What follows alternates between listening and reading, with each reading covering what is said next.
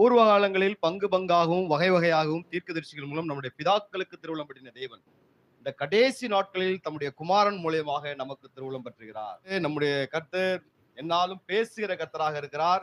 பேசுகிற கர்த்தராக மாத்திரமல்ல, இறங்கி கிரியை செய்கிற கர்த்தராக இருக்கிறார்.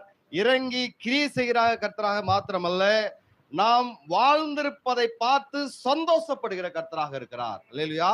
அழைத்தவர் உண்மை உள்ளவர், வாக்குத்தத்தத்தை வார்த்தையை கொடுத்தவர் உண்மை உள்ளவர். இந்த உலகத்தார்கள் என்ன நினைக்கிறாங்க அப்படின்னா, பணம் இருந்தா தைரியமா இருக்கலாம், பலன் இருந்தா தைரியமா இருக்கலாம், படிப்பு இருந்தா தைரியமா இருக்கலாம். உலகத்தார்கள் அப்படியாக நினைத்துக் கொண்டிருக்கிறார்கள்.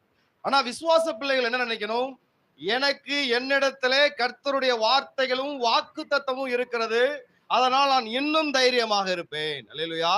வார்த்தை உள்ள மனிதன், வாக்குத்தத்தத்தை பெற்ற மனிதன் ஒருபோதும் தன்னுடைய தைரியத்தை இழந்து விட மாட்டான்.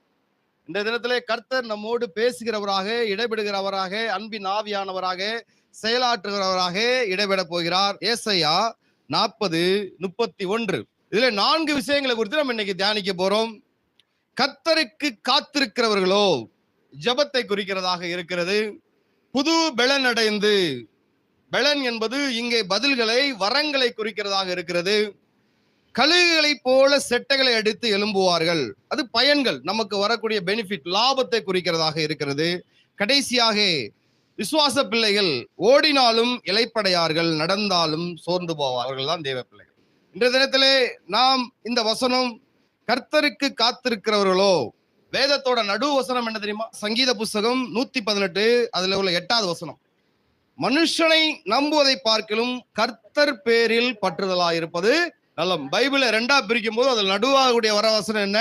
மனுஷனை நம்புவதை பார்க்கலும், இன்னும் நல்லா சொல்ல போனா பிரபுக்களை நம்புவதை பார்க்கலும், அதிகாரிகளை நம்புவதை பார்க்கலும், ராஜாக்களை நம்புவதை பார்க்கலும், மந்திர சக்திகளை நம்புவதை பார்க்கலும், அந்தகார சக்திகளை நம்புவதை பார்க்கலும் கர்த்தர் பேரில் பற்றுதலாய் இருப்பது நலம்.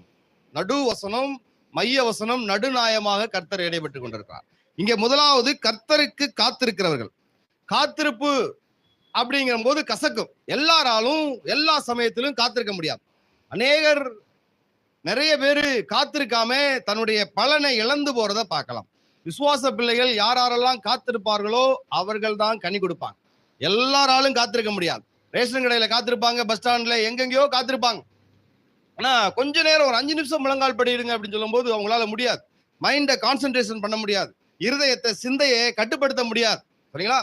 யார் யார் சிந்தனை மண்டலத்தை கட்டுப்படுத்தி தேவனுடைய சமூகத்துல உட்கார்ந்துட்டாங்களோ அவர்கள் தேவனை தரிசித்து விட்டார்கள்.